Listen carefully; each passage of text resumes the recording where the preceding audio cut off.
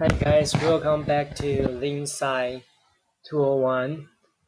I just want to have a small talk with you guys. This weekend I watched this series, an AMC drama, Better Call Saul. I was a big fan. I'm a big fan for another series, Breaking Bad, a very famous one. This is like the story about the funny lawyer Saul Goodman, and this is not relevant to the course, but I got really touched by this drama, Better Call Saul. It's amazing. I think this is as good as the Breaking Bad. If you have time, you may enjoy watching this. This just have the first season, only 10 episodes. I'm waiting for season 2. I'm really excited for this, and it's a black comedy. It's really touching as well. Okay, and I like the color, the music in it.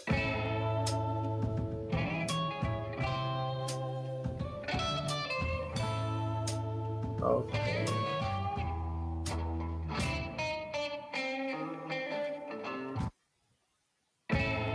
this is not relevant, but just small talk. Today we are going to talk about vowels. Let's begin today's lecture.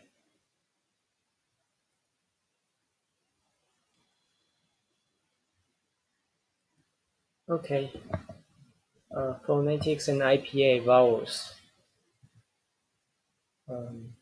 Before we go into the content of vowels, let's do some review of the consonants. Okay. So remember that when we try to describe a consonant, we have 3 dimensions. Remember that? 3 different aspects of its articulation. The first one is the sound, voiced or voiceless, the voicing aspect. Okay. The second one is the place of articulation, where the airstream is constricted. Okay. And the third one is how the airstream is constricted, manner of articulation. Okay. You should be familiar with this thing, this terminology. Okay. So for example, if you have T sound as in T, what is the voicing feature? You get that? It's voiceless. Okay, because your vocal cords are not vibrating for this sound. Okay, the second one, the place of articulation. The T sound should be pronounced at alveolar. Okay, about the manner, do you get the manner of articulation of T sound? It's a stop. Okay, another one. V as in veal. Okay, it's a voiced sound, and it's using your upper lip, your upper teeth and lower lip. So it's a labiodental sound. It's a fricative. You should be familiar with this. This is not hard. Okay.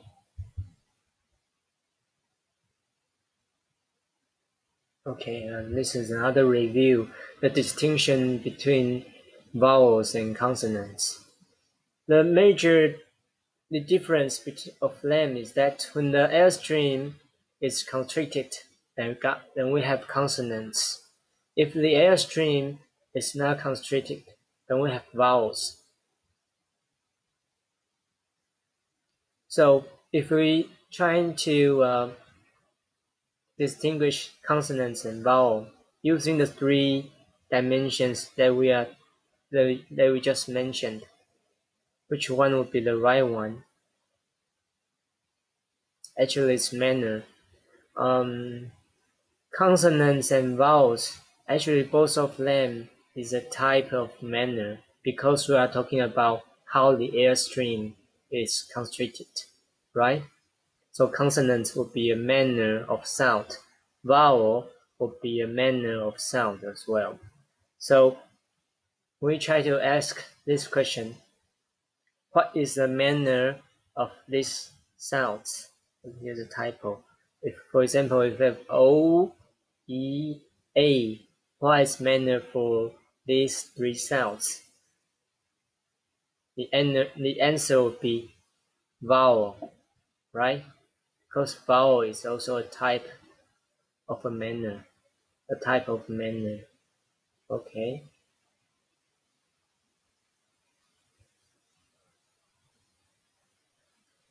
Okay, then let's talk about vowels.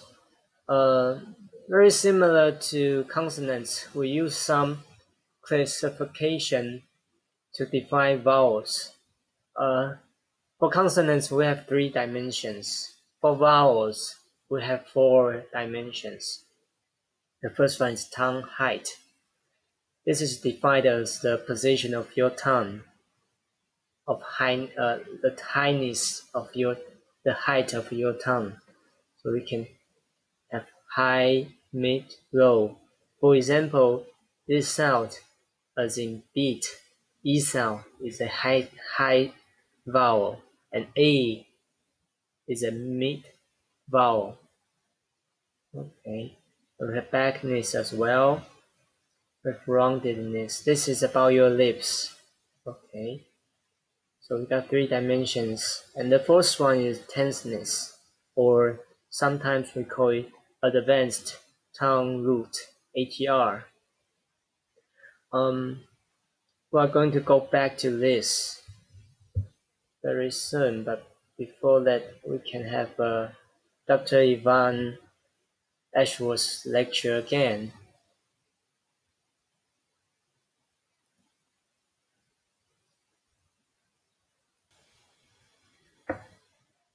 Okay, let's begin Dr. Ashworth's lecture.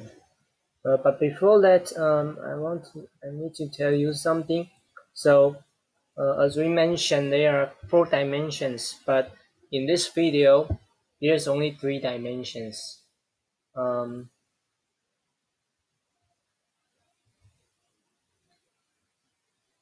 Tenseness, the 4th dimension is not there in the video, but we are going to talk about tenseness right after this video.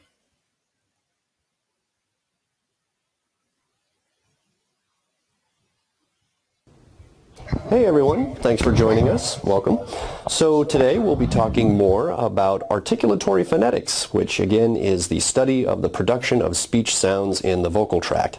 If you haven't already, please take a few minutes to look at our other videos in this series on describing consonant sounds and navigating the international phonetic alphabet.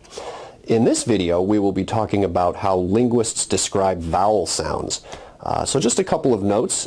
First, again, like in the consonant video, we'll only be talking about the phonetics of spoken languages rather than signed languages, and we will be talking about the vowel sounds as they are used in North American English. There are 2 types of vowel sounds, monophthongs and diphthongs. Monophthongs involve 1 vowel quality, and diphthongs involve 2 vowel qualities. Now, when linguists are describing vowel sounds, we have to rely on a different set of criteria from what we used in describing consonants, because, remember, vowels do not involve a constriction of airflow in the vocal. Here it says, linguists also describe vowels in terms of tenseness, but they won't be covered here. There's a note here. But we are going to talk about this right away. Vocal tract, so our tongue doesn't approach an anatomical landmark like they do with consonants. So the 3 criteria that linguists use when describing vowel sounds are height, backness, and roundedness. Let's talk about each of these in turn.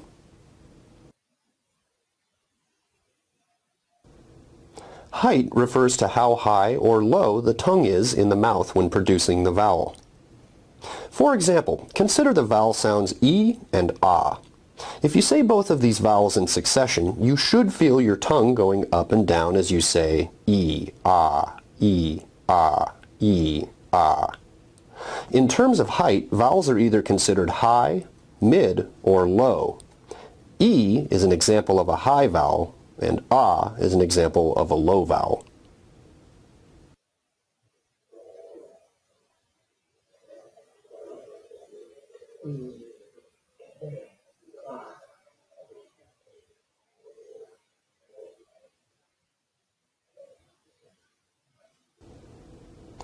Backness refers to how far front or back the tongue is when producing the vowel. As with vowel height, this can be tricky as it takes some practice, but consider the vowels E and Oo. If you say these vowels in succession, you may notice that your tongue is moving forward and backward as you say E, Oo, E, Oo, E, Oo.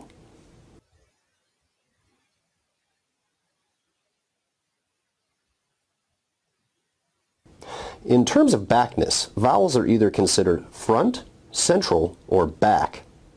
Remember that E is a high vowel, but it's also a front vowel, while Oo is a back vowel. The third criteria that linguists use when describing vowels is roundedness. Roundedness means whether or not the lips are rounded when producing the vowel. Now this is something that's very easy as you can feel and see when you are producing a rounded sound, or when the person that you're talking to is producing a rounded sound. So again, take the two sounds that we just used, E and Oo. Oo, as you can clearly see and feel, is a rounded vowel, whereas E is not a rounded vowel.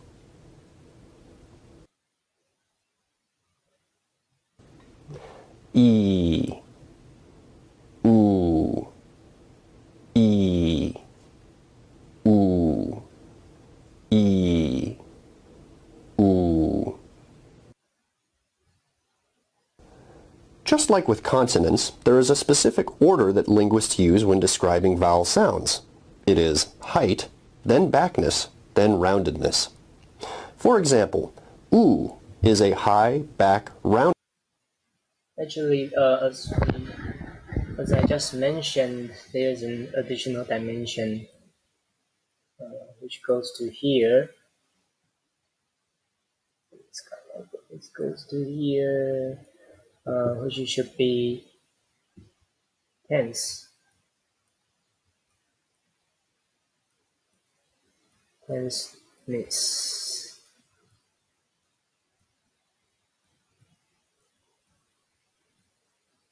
Okay. So U will be high, back, tensed, tense, rounded vowel. Okay. High, back, tense, rounded vowel. Rounded vowel. A is a low, front, unrounded vowel. Remember, so far we've only been talking about monophthong vowels. If we want to categorize diphthongs in terms of these criteria, we must do so for the starting vowel quality as well as the ending vowel quality. But we won't worry about that in this video. Alright, so what have we covered in this video? We talked about the criteria that linguists use when describing vowel sounds and the order that those criteria must appear in. And that's pretty much it for this video. But be sure to check out our other videos in describing consonant sounds and how to navigate the International Phonetic Alphabet. I hope you enjoyed this video. Thanks for watching. Okay.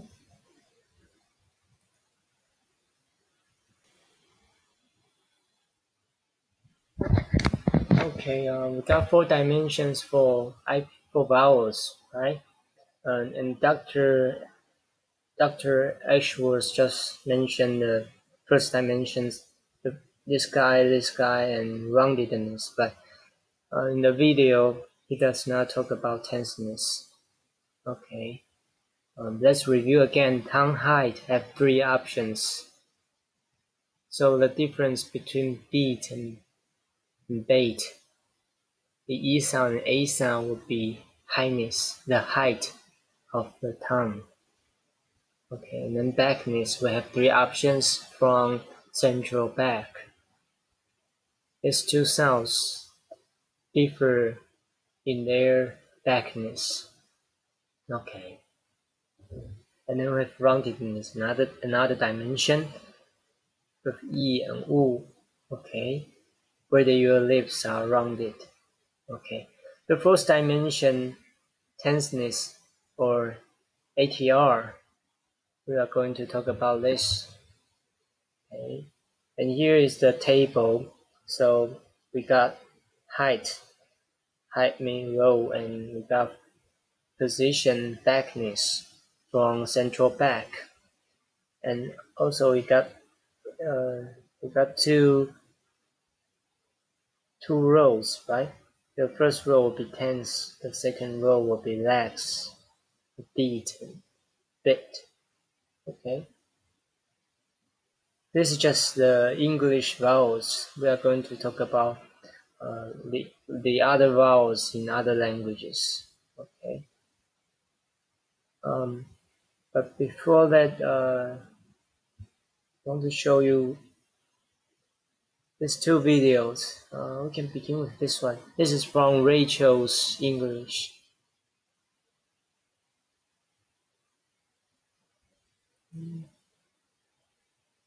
Okay, still have time. Oh, sorry. Okay. I want to talk a little bit today about tense versus lax vowels, specifically the E versus the I vowel sounds. As I already said in another blog entry, E, which is tense, will tend to be held a bit longer than I, which is lax. So when I say tense and lax, what exactly do I mean? Basically, with tense vowels, everything in your mouth is working a little bit harder than in lax vowels. If I was going to not say anything and not prepare to say anything, clearly my mouth takes on a very neutral position. However, have you ever seen someone sleeping while they are sitting up on a bus or something? Sometimes their mouth drops open into this position. That is very relaxed. And so lax vowels are often related to that extremely relaxed drop of the jaw and the relaxed tongue.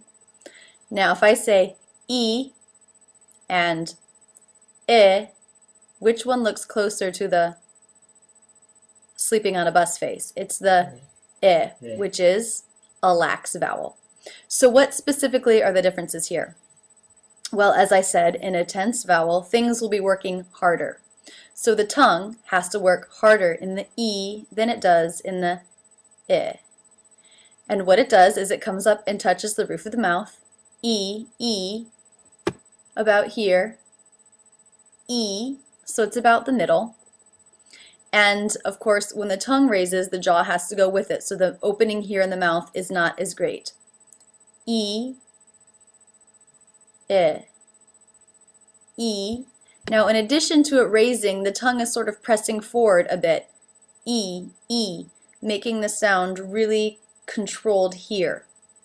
Whereas I, the jaw drops more, the tongue is more relaxed, the sound feels in the face further back. E, I. Here we see a comparison of the E as in she and the I as in sit vowels. As you can see in the E as in she on the left, the front, top, and bottom teeth are closer together than on the I as in sit. This is due to the relaxed dropping of the jaw in the I as in sit.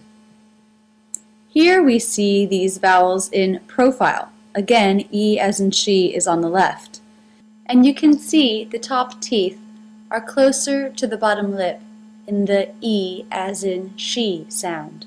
Again, this is because of this very relaxed dropping of the jaw in the I as in sit. Okay, another video which shows the same thing. Okay. I used to hate pooping in public. You know the feeling. In this American English pronunciation video, we're going to compare the vowels E and I, as in seat This video and has the sit. IPA notation there, so I want to include this video as well. A good place to start when comparing sounds is to take a look at pictures. Here is a profile comparison of the two sounds. The sound on the left is the E as in she vowel, and the sound on the right the I as in sit. Right away you can notice there's a little bit more tension in the corner of the mouth for the E vowel. You can see the muscles. That's because the corners of the lips pull back a little bit. The mouth position is more relaxed, more neutral for the I as in sit vowel. Now with the parts of the mouth drawn in, roof of the mouth, soft palate, throat, teeth, and finally in the darkest red, the tongue. The tongue positions are clearly very similar. In the E vowel, however, the tongue does lift even more towards the roof of the mouth. It's just a little bit more relaxed in the I as in sit vowel. As you can see, actually, this tense vowel, in this tense vowel, the whole tongue is a little bit forward than this guy, right? And also with the relaxing jaw, the E sound, the relaxed sound is a little bit lower than the tense sound, right? Okay. So the whole body of the tongue is a little bit forward than this, a little bit more forward than this one. This is why the distinction is also called advanced tongue root. One thing that can help students to relax their tongue a little bit more is to think of keeping the front part very wide. Sometimes that helps them to get a better I as in sit vowel. Also, it is hard to tell here, but the jaw does drop a little bit more for the I as in sit vowel. So you can see that for I, the jaw drops a little bit more. If you're not sure what else to do, just try that. I. For the E sound, the tongue stretches up more. E, about here, towards the roof of the mouth. Also, the corners of the lips may pull wide. E. Even if you can't hear the difference, play around with this adjustment, moving back and forth. Solidify for yourself the physical differences in these two sounds. And now some minimal pairs. It. Okay, let's go back to the lecture. You can finish this video by yourself. Okay. And there are some other examples as well. Okay, here's another example, a pair of examples showing the difference between a tense and a relaxed vowel. So actually here, this is a high front tense unrounded vowel, okay? We can pay attention to the shape of the tongue. And this guy is a high front legs unrounded vowel.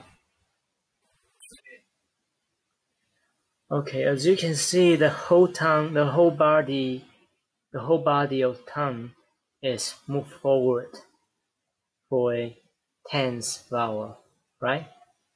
And this one, a legs vowel, the whole body is a little bit more back. Okay, right? Another example, A and A.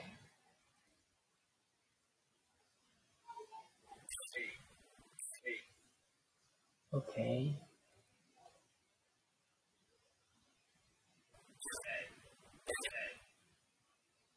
Yeah, as you can see, the whole thing, the whole body of tongue is a little bit more forward than this one.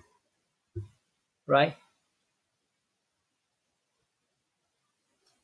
So actually, tenseness or ATR can be described in two ways. The first one is whether your jaw, your muscle is relaxed or not, tenseness, or the whole body, whether your tongue root is moving forward,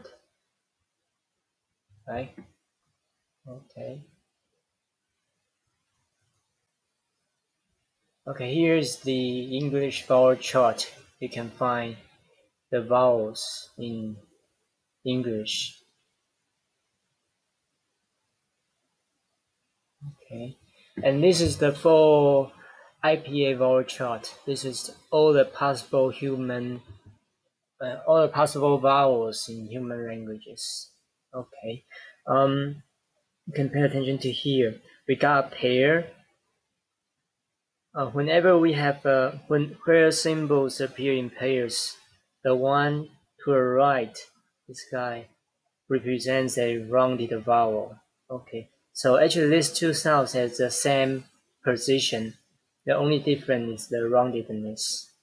Okay, if you speak German or Mandarin Chinese, you have this sound. Okay, we can actually I can teach you how to produce this sound right away. You can do E, right, as you speak English. E. You just keep the position of your tongue as in E. But this time, you are going to round your lips. Yu, yu. Then we got this sound. You pronounce the same sound, but with your lips rounded, and you got yu, yu. And also this guy is the opposite position. We can do ooh, right? Ooh. But this time, you just unround your lips. You can do ooh, and then ooh. Then we got this one. Okay. And then you can play with this interactive IPA chart. You can click on them and to see how the sounds are like.